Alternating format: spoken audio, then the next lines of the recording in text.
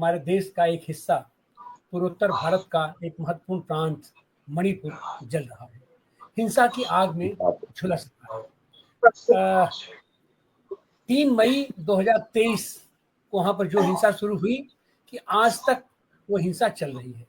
लगातार लोगों ने बात किया, वहां पर जिस तरीके से कुकी और मैतेई के बीच में झगड़ा लगाने की कोशिश की गई या झगड़ा लगाया गया, और वहां का मुख्यमंत्री, वहां का शासन प्रशासन उसमें सीधा सीधा इन्वॉल्व रहा। दिल्ली सरकार का, हम तो कहेंगे कि दिल्ली सरकार की भी पूरी की पूरी उसमें सहभागिता थी।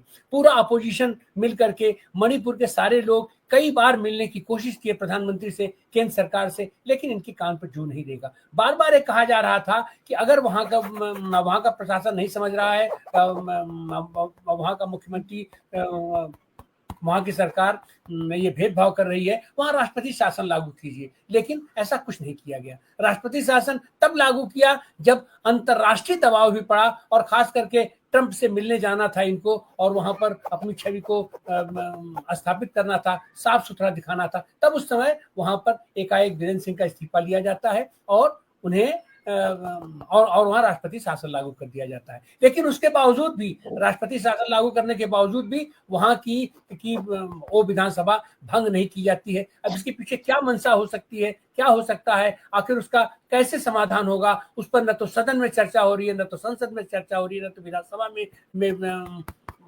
उसकी चर्चा हो रही है, और न ही मुख्य मीडिया में उस पर कोई बहस चल रही है, कोई चर्चा चल रही है। आज कल पहली बार एक लंबे अरसे के बाद सुप्रीम कोर्ट ने उस पर संज्ञान लिया है। सुप्रीम कोर्ट क्या, ये सही माने में तो वहाँ के ये न्यायाधीश लोगों ने उसका संज्ञान लिया है, और नेशनल लीगल सर्विस अथॉरिटी के 6 जज, बी आर गवई के नेतृत्व में 6 जजों का एक पैनल वहां जाने का निर्णय किया है मणिपुर में। जाहिर सी बात है, एक उम्मीद जगी है, क्योंकि हमारे सुप्रीम कोर्ट के जज जहां बैठ जाते हैं वहीं पर माना जाता है कि न्यायपालिका की अदालत लग जाती है। लेकिन एक बार हम लोगों ने देखा था कि 4 जज एक साथ बैठे थे और उन लोगों ने निर्णय भी दिया था, स्टेटमेंट भी दिया था, लेकिन उसके बावजूद भी कुछ हुआ नहीं, और उसमें से भी कुछ लोगों ने सीधे सीधे सौदेबाजी करने का या अपना विश्वास खोने का काम किया। तो ये जजों की ये जो टीम ये मणिपुर में जा रही है, ये टीम वहां क्या करेगी, इसको क्या सरकार भेज रही है, या ये लोग स्वतः संज्ञान लेकर के वहां जा रहे हैं, और वहां अगर जा रहे हैं तो ये जो भी छानबीन करेंगे, जो भी वहां पर राहत पहुंचाने की कोशिश करेंगे, क्या उसको सरकारी माना जाए, या इनके उस रिपोर्ट का इस सरकार के ऊपर कोई असर पड़ेगा? क्या मणिपुर में फिर से शांति बहाली करने में इन जजों की वो भूमिका क्या होगी? आज हम इसी पर चर्चा करने के लिए आपके सामने उपस्थित है। हमारे साथ हैं मणिपुर के वरिष्ठ पत्रकार सचिंद्र सलाम जी, और भी लोग आते रहेंगे, उनसे बात होती रहेगी। और हमारे साथ है किसान संघर्ष समिति के राष्ट्रीय अध्यक्ष डॉक्टर सुनीलम। हम चाहेंगे कि डॉक्टर सुनीलम इस चर्चा को आगे बढ़ाएं। डॉक्टर सुनीलम, अनम्यूट कीजिए। बहुत शुक्रिया तिवारी जी। असल में मैं एक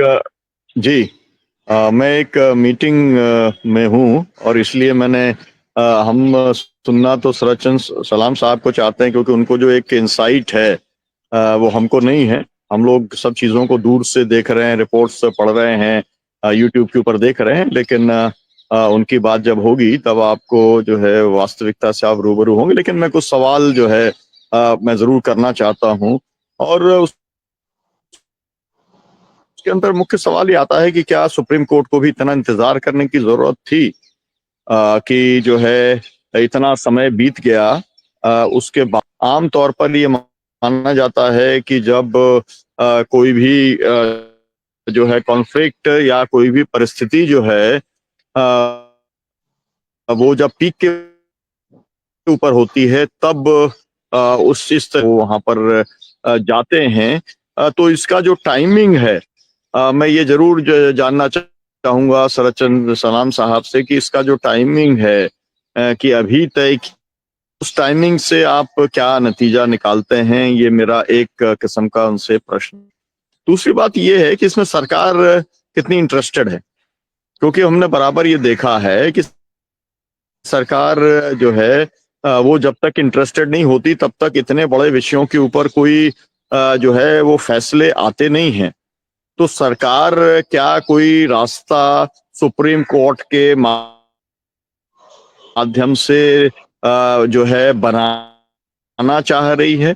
क्या वो मध्यस्थ उसके संबंध में कई किस्म के कयास लगाए जा सकते हैं, लेकिन इस बात के ऊपर ध्यान देना बहुत ज्यादा जरूरी है कि जो काम खुद पॉलिटिकल पार्टी को करना चाहिए, जो काम खुद सरकार को करना चाहिए, वो सरकार ने वो काम नहीं किया है।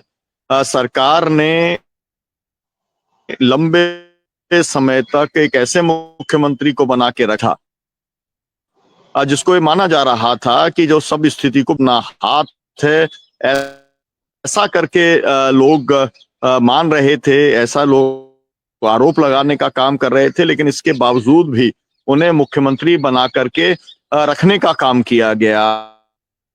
तो ये भी एक है कि सरकार की इस कमेटी के जो है जाने को लेकर के उसकी क्या राय है, क्योंकि स्वाभाविक तौर पे जब कमेटी जाएगी तो कुछ रिकमेंडेशंस करने का काम करेगी। मेरा तीसरा सवाल ये रहेगा कि क्या बिना कोई पॉलिटिकल विल पावर के जिस तरीके की मणिपुर समस्या बनी है उसका कोई हल हो सकता है क्या? अगर हल निकालना है तो एक पॉलिटिकल सॉल्यूशन की एक जरूरत होगी, है ना? और पॉलिटिकल सॉल्यूशन पॉलिटिकल विल के बिना नहीं निकाला जा सकता। तो क्या सेंट्रल गवर्नमेंट के अंदर या ये मैं कहूं कि अमित शाह के अंदर या हमारे प्रधानमंत्री के पास में किसी स्तर के ऊपर पॉलिटिकल विल है क्या? मतलब वो इसके के लिए, क्योंकि जिस लेवल के ऊपर जिस जगह पे जाकर के इस कॉन्फ्लिक्ट को पहुंचा दिया गया है उससे तमाम किस्म के खतरे पैदा हो गए हैं। एक तो मणिपुर के डिवीजन का खतरा एक तो पैदा हो ही गया है, पूरे नॉर्थ ईस्ट के लोगों के बीच में जो विश्वास बना था सेंट्रल गवर्नमेंट का, आपको मालूम ही है कि जो कुछ भी नागालैंड के साथ में हुआ या तमाम सारी जो अभी आपसा जिस तरीके से लगाया गया, जो कुछ भी सब कुछ चलता रहा, उसमें एक अविश्वास की स्थिति बराबर रही है नॉर्थ ईस्ट के लोगों की कि मेन स्ट्रीम जो इंडिया वाले लोग हैं वो किस तरीके का निर्णय करने का काम जो है वो नॉर्थ ईस्ट के बारे में करते हैं। तो ये जो एक तरीके की एक्सरसाइज है, क्या ये कॉन्फिडेंस बिल्डिंग मेजर के तौर पे इस एक्सरसाइज को देखा जाना चाहिए, या ये कोई एक सॉल्यूशन लाने वाली है, उसकी ये कमेटी है, इसके तौर पर देखा जाना चाहिए? और हम लोग क्या एक्सपेक्ट कर रहे हैं?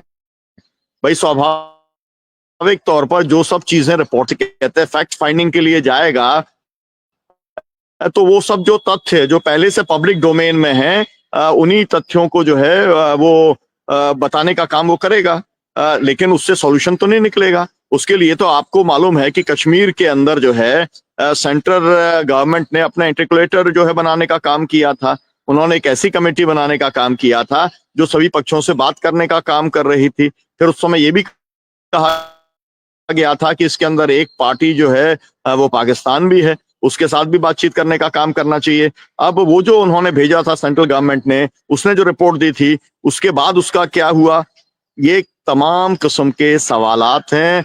मैंने कोई अपनी टिप्पणी ना करके केवल सवाल किए हैं। मूल तौर पे जो जो एक्सपर्ट्स हैं उनके साथ में मैंने सवाल किए हैं। तिवारी जी, बस मैं अपनी बात यही कह करके समाप्त करता हूं कि हम लोग सब चाहते हैं कि वहां पर शांति बहाली हो, जो दोषी हैं उनको सजा मिलनी चाहिए, और जो विक्टिम्स हैं वो अपना एक पुनर्वास उनका कैसे हो सकता है, वो अपना एक नॉर्मल जीवन कैसे जी सकते हैं, इसको भी इसका एक रास्ता बनना चाहिए।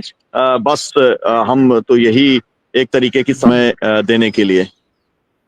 जी बहुत बहुत धन्यवाद। इस बीच हमारे साथ जुड़ गए हैं उमाकांत लखेड़ा साहब। आप प्रेस काउंसिल ऑफ इंडिया के राष्ट्रीय अध्यक्ष रह चुके हैं, 2 टर्म रह चुके हैं, वरिष्ठ हमारे पत्रकार हैं, आपका भी स्वागत है। और हमारे साथ बनारस से जुड़ी हैं गांधीवादी सामाजिक कार्यकर्ता जागृति राही जी, आपका भी स्वागत है। तो हम ये पहले चलते हैं मणिपुर, और हमारे साथ संजय पारिक जी जुड़ चुके हैं, सर्वोच्च न्यायालय के आप अधिवक्ता हैं, और आप PUCL के आप उपाध्यक्ष हैं, तो हम चाहेंगे कि सरनचंद सलाम साहब से पहले हम चाहेंगे कि संजय पारिक साहब अपनी टिप्पणी रखें। आपके सुप्रीम कोर्ट के 6 जज वहां जा रहे हैं और ये कहा जाता है कि सुप्रीम कोर्ट के जज साहब लोग जहां बैठ जाते हैं वहीं पर कोर्ट हो जाती है। तो 6 जजों की बेंच अगर कहीं जा रही है, कहीं बैठ रही है, तो ये तो अपने आप में बहुत बड़ी चीज है। आप इसको किस तरीके से देखते हैं इनके उस पूरे दौरे को, और इसका आने वाले दिनों में मणिपुर में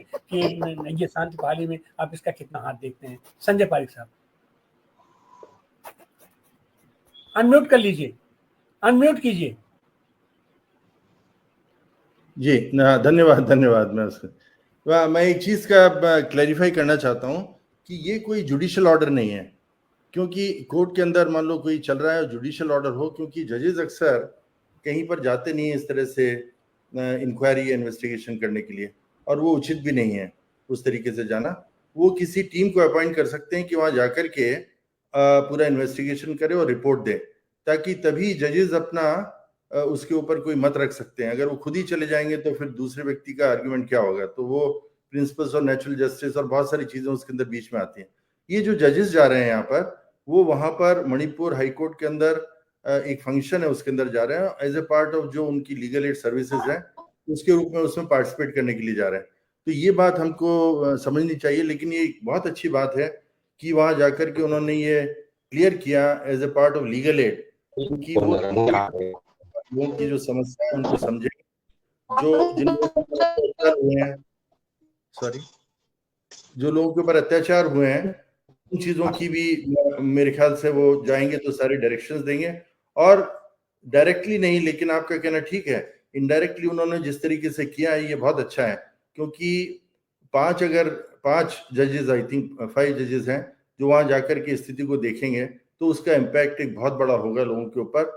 और जैसा हमेशा जब ये मैटर आया तो ये कहा जाता था कि सुप्रीम कोर्ट को जो जिस तरीके का एक्शन लेना चाहिए था, एक टीम अपॉइंट करके, क्योंकि वहां पर लोग मारे जा रहे थे और जो तमाम समस्याएं लोगों की थी रिहेबिलिटेशन उन सब को लेकर के, तो उनको देखने के लिए एक टीम की नियुक्ति करना जरूरी था। लेकिन वो सब नहीं हुआ। PUCL और दूसरे ऑर्गेनाइजेशंस ने अपनी टीम भेजी और वहां पर जो स्थिति है उसको लोगों के सामने बताया। तो ये बहुत अच्छी बात है कि वो लोग 5 जजेस जा रहे हैं, और मुझे लगता है कि इससे जरूर इम्पैक्ट पड़ेगा स्टेट के ऊपर भी, यूनियन ऑफ इंडिया के ऊपर भी, कि वो इनकी समस्याओं को सीरियसली लें।